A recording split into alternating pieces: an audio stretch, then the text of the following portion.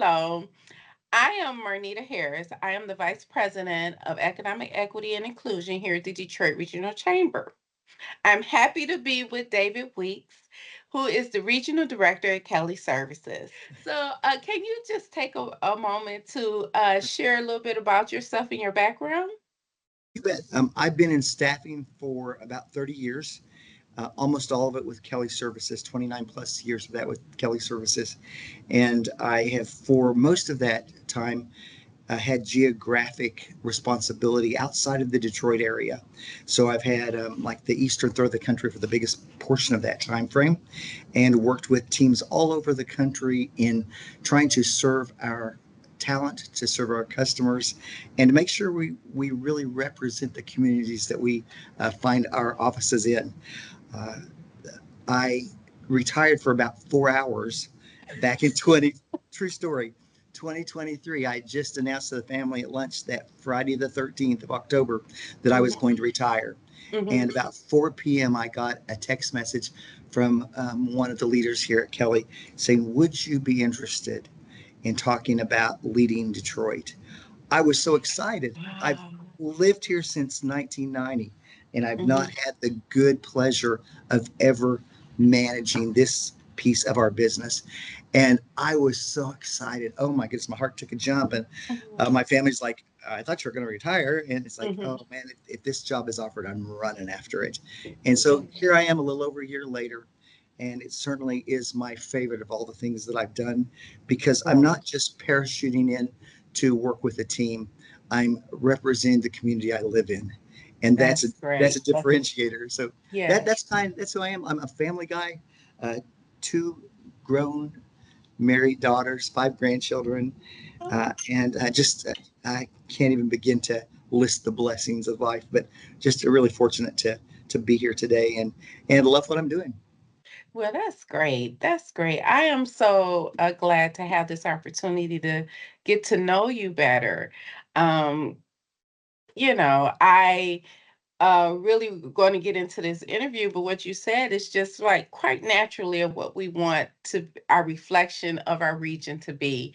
And if everyone is, we used to have a economic development slogan, a good place to live, work, and play. You just That's right. you just said that, the region is a good place to live, work, and play, and to raise your family and grow. Yes.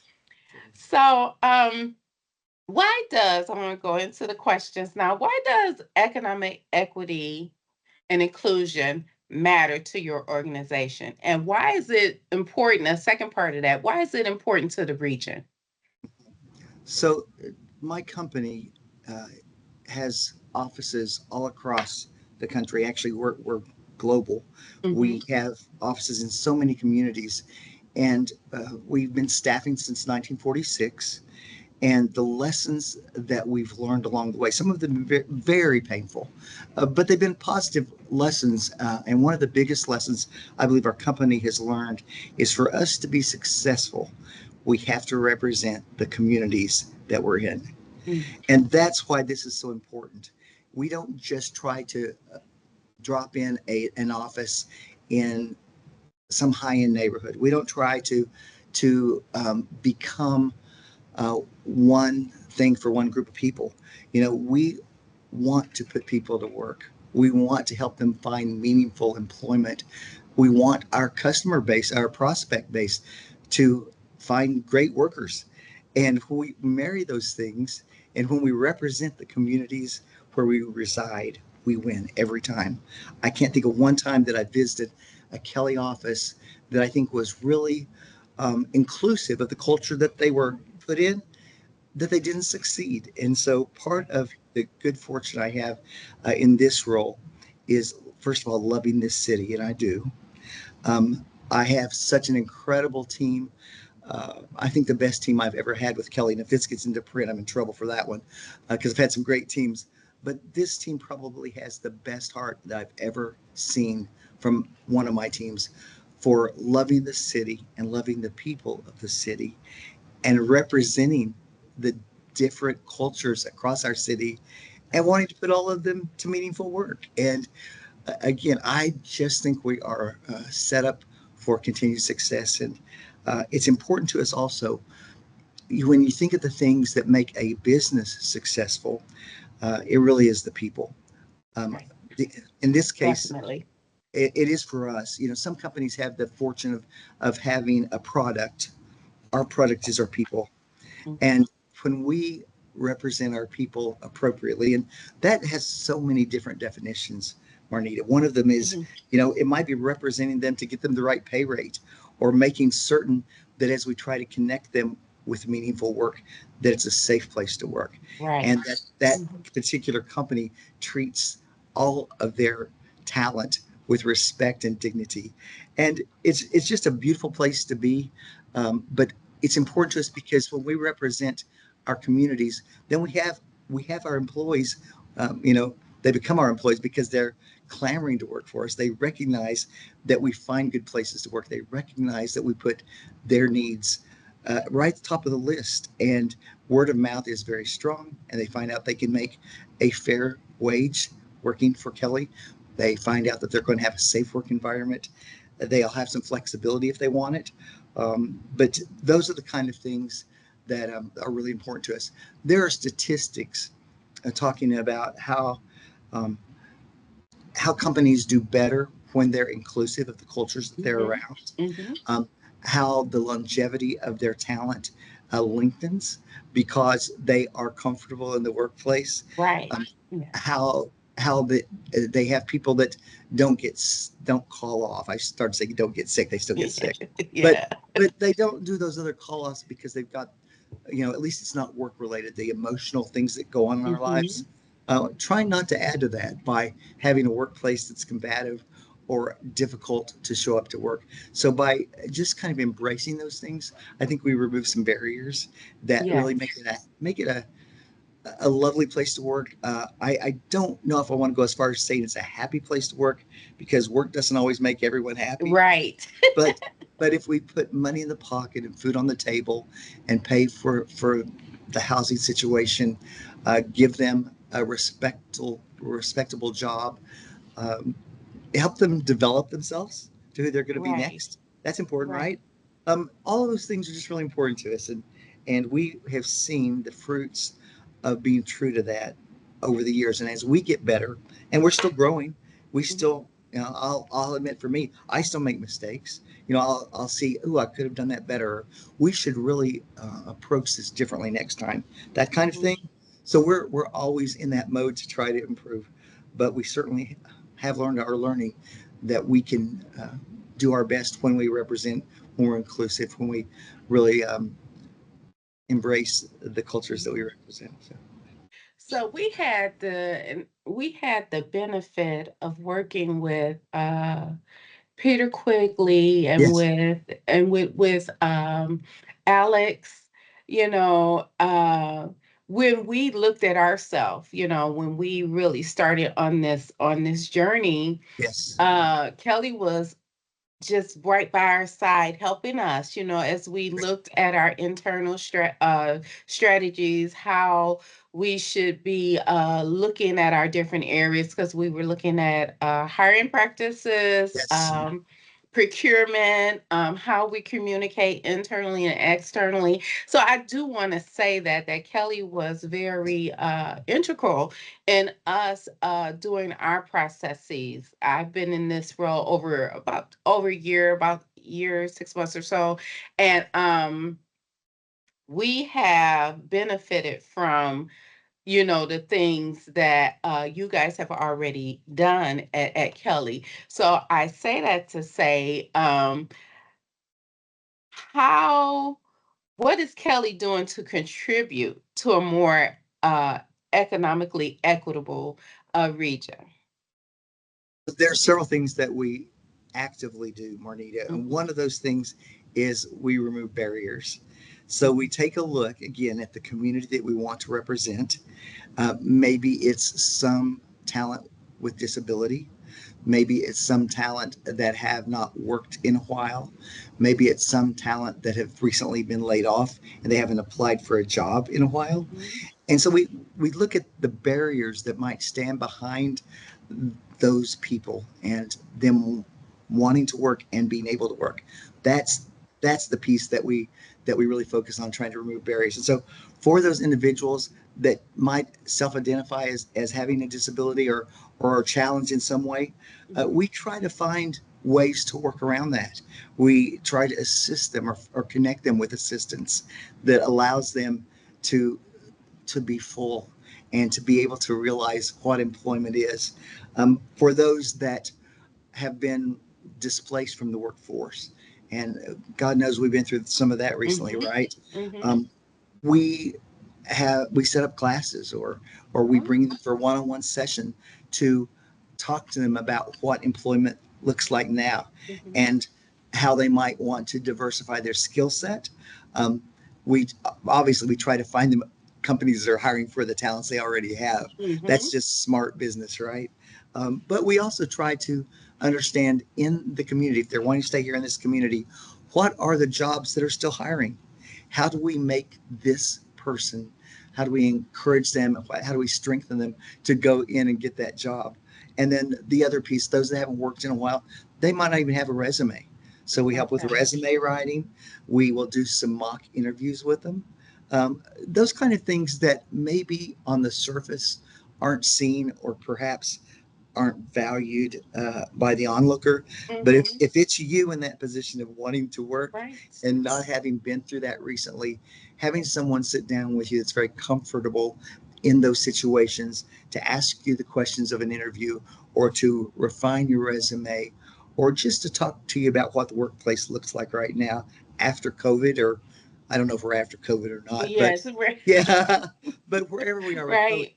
it's changed our work environment. Yes. And so wanting to have those conversations with our talent, make certain that they recognize that they can be true to themselves and still Right. find meaningful work. So those are the things that we do really on a very regular basis. Um, there are other things that we do, and you point out something in your comments just a moment ago that I really loved. You know, it's not just Kelly wanting to, you know, be superhero and pound our chest that we love our communities. We do, Mhm. and I'm proud of that. But we also look for suppliers that perhaps need to be included, that might represent a piece of the community that is underrepresented in whatever they're supplying. Mhm. And so we might, if they're in staffing, we kind of mentor. We do that regularly. We find a group of different types of staffing companies that perhaps haven't been given the same opportunity that Kelly's had over Mhm. these years. We try to open doors for them. We might ask them to tag along for a large Mhm. customer and pass some of the business to them to help them kind of get their muscle That's going, right? awesome. That Yes, is it's fun. awesome. It's a great program, and we are recognized regularly. I mean, I don't want to say every year because I don't know if that's fact, but pretty close to every year from the MMSDC, the Okay. Michigan Minority Mhm. Supply Diversity Council. Mhm. They Mhm. are partners with us, and we utilize their partnership to help us identify companies that really could use a step forward. Mhm. Uh, and then on a more personal level, I represent a lot of communities. I look really white, don't I? I don't know if I can say that, but I look pretty white. My mom was Mexican. Her birth name, Okay. Mhm. her birth name was Dona San Sanchez, and Okay. I was raised in Bumpkin, Oklahoma, rural Oklahoma, um, and it was white. And Mhm. my grandparents, my dad's parents, were not happy that he was dating a Mexican, let Mhm. alone marrying one. As a child, I'm old enough to remember when the schools were segregated. I remember how the relationship between my mother and my grandparents when I was really little, it was rough. And it Mhm. smoothed out over time, thank God. Mhm. But Mhm. I've been through that. I'm a gay man. Mhm. I'm obviously a senior. And so as I look at these pieces of the community that I personally live in, I had invested interest in Mhm. wanting everyone to be treated equally. I don't need anything special. I really don't, Marnita. I'm not asking Mhm. for the golden ticket. I'm Mhm. not digging through candy bars wanting to to have Yeah. that happy moment. We're not in the Willy Wonka. Yeah, right. Yeah. Nope, nope. Thank you.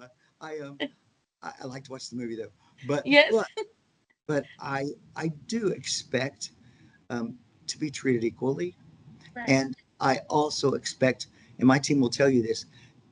I ask that if they see me not um, treating people with kindness and being equitable and inclusive, I ask them to call me out on it because that's not who I am. It's not how I want to be known. And if they see something that for them, from where they're sitting, their viewpoint, perhaps there's something I can do better. I'm all ears. I'm still growing, but I'm trying to represent the type of behavior that I think we all should expect from our society, from our Mhm. companies, from the people we work around, and we take steps in that direction, and we're all better, right?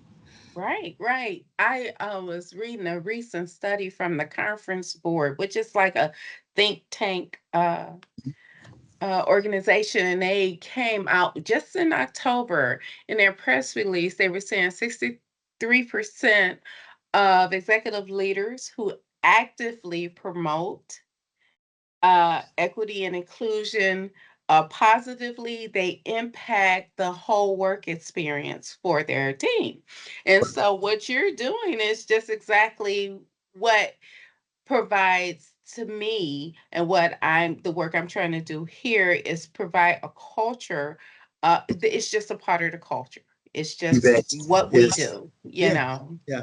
Yeah, Yeah. I don't want. I'm not looking for award. I'm not looking for recognition on that. Right. Um, I find that it's just the right thing, and there's contentment and there's peace at the end of the day. I don't mind looking myself in the mirror, other than what I see, but who I am doesn't bother me. I wake up in the morning happy to come to work and feeling so blessed to be associated with a team that also has the heart to represent our communities and put people to work. Yes.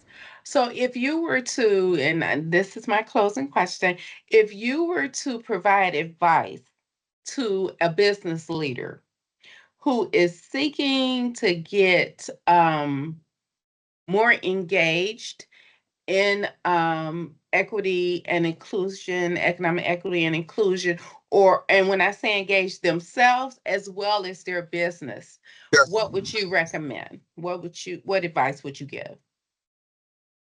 I recommend it starts with that looking in the mirror. Start with yourself. You know, be the change that you want to see. And I sound like I'm a Michael Jackson song, I think, but I really believe that. You know, Mm-hmm. I look at the man in the mirror, and if there's not something that I want to see, I've got to change that, right? And so Mm-hmm. for those individuals that are looking for someone to assist them in their journey or get them started on their journey, start with yourself.